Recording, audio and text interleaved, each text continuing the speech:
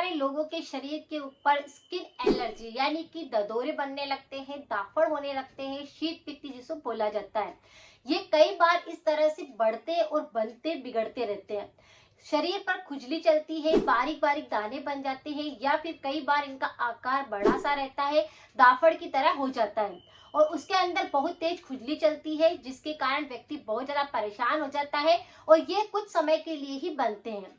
इसके अंदर क्या होता है कि स्किन के ऊपर एक दाफड़ जैसा बन जाता है, फिर वो पूरे शरीर के ऊपर ये फैलता रहता है। इस तरह से ये आपके चेस्ट पर बन सकते हैं दाफड़, आपके हाथों के ऊपर इस तरह से दाफड़ बन सकते हैं या फिर आपके पीछे पीठ पर काफी ज्यादा चकत्ते फैल सकते हैं।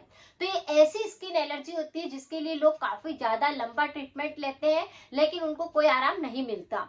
आज के इस वीडियो के अंदर मैं उसी के लिए ऐसे 2 उपाय लेके आई हूँ जिसे करने पर 100% आपको आराम मिलेगा और जो उपाय आप करेंगे उससे कोई नुकसान नहीं होगा, बल्कि आपके ददोरे बनने, दाफड़ होने, चकत्ते होने, शीत पित्ती निकलना बिल्कुल सही हो जाएंगे। जैसे कि हम बात करते हैं रीजन की, तो रीजन बहुत सारे होते हैं, लेकिन अगर जैसे किसी व्यक्ति को खाने के पदार्थ से इस प्रकार की एलर्जी होती है तो कुछ ऐसा खाया और उसके बाद उनके स्किन के अंदर इस प्रकार से रिएक्ट करेगा कि जैसे कुछ खुजली चलने लग जाएगी, दाफड़ होने लग जाएंगे। अब खाने के पदार्थ के अंदर ऐसे बहुत सारे व्यंजन हो सकते हैं जिसके अंदर सबसे ज्यादा मुझे लगता है वह चीज है ऑयल।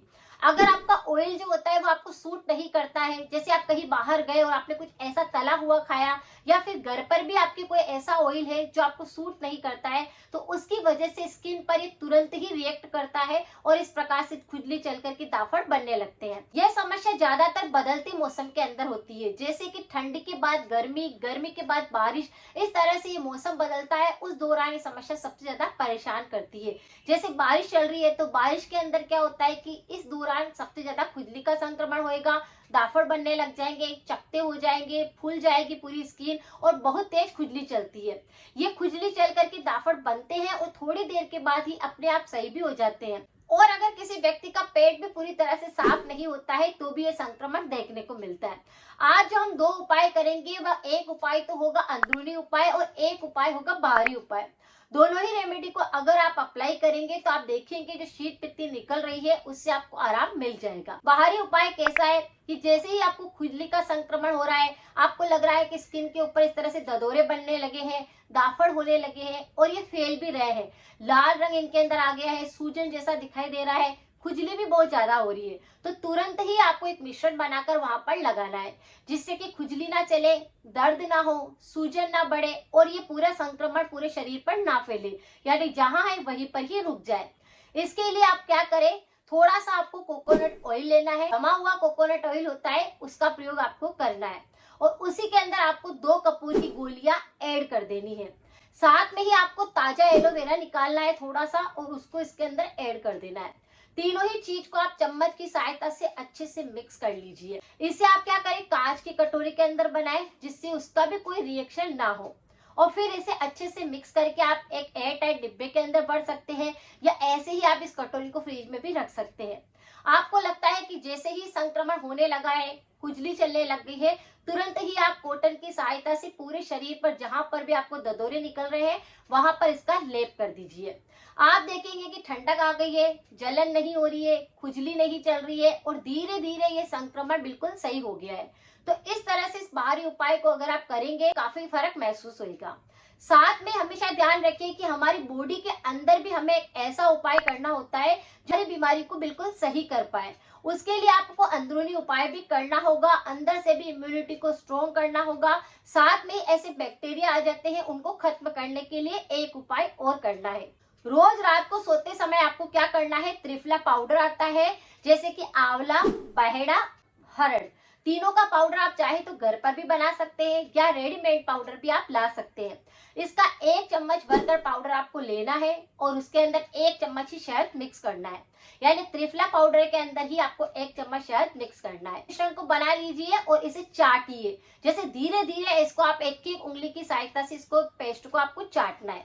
इस तरह से आप करेंगे तो आपकी वात, पित्त, कफ जो तीनों दो बिगड़ जाते हैं ये उस पर काम करेगा। अगर आपकी बहुत ज्यादा पित्ती निकल रही है तो ये उस पर काम करेगा, क्योंकि बहुत सारे लोगों का पित्त प्रकृति होने के कारण भी यह दोष देखने को मिलता है और बहुत सारे लोगों के कफ दोष बिगड़ने के कारण भी यह संक्रमण होता है। तो पित्त और कफ और वात तीनों पर ही काम करता है त्रिफला पाउडर। तो बस इसका मिश्रण बनाकर आप अंदरूनी उपाय के तौर पर करिए, जिससे वात पित्त कफ तो बिल्कुल सही होएगा, खून बिल्कुल साफ होएगा, क्योंकि खून न साफ होने के कारण भी यह संक्रमण होने लगता है।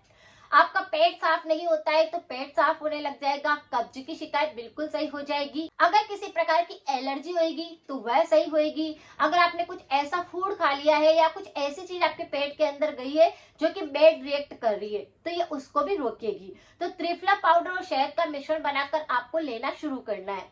इसको आप कम से कम 15 दिन तक लेके देखिए, आपको खुद फर्क महसूस हो जाएगा, जड़ से ये बीमारी बिल्कुल सही हो जाएगी। और जो आपको ददोरे बनते हैं, दाफड़ निकलते हैं, पूरे स्किन पर पूरे रेशेज हो जाते हैं, खुजली का संक्रमण बहुत ज्यादा बढ़ जाता है, तो ये बिल्कुल सही हो जाएगा। तो इस उपाय को अंदरूनी उपाय के तौर पर करना है।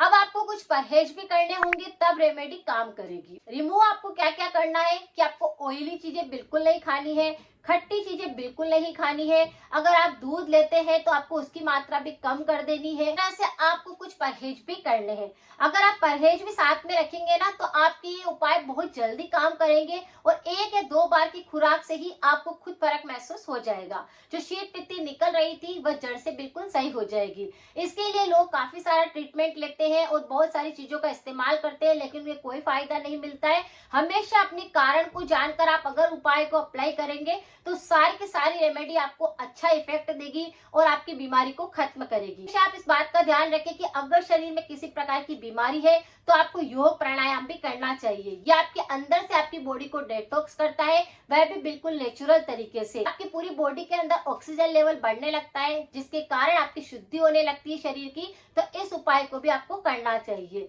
अनुलोम विलोम प्राणायाम कपालभाति तो सभी को करना चाहिए, जिससे कि आपकी बॉडी काफी अच्छी रहे, हेल्दी रहे। अगर जानकारी कुछ यूजफुल रही है तो सभी के साथ शेयर करें। मिलते हैं फिर नेक्स्ट जानकारी के साथ में। और इस पर मेरे और भी वीडियो बने हुए हैं, आप चाहे तो उनकी रेमेडी भी कर सकते हैं। Thank you so much.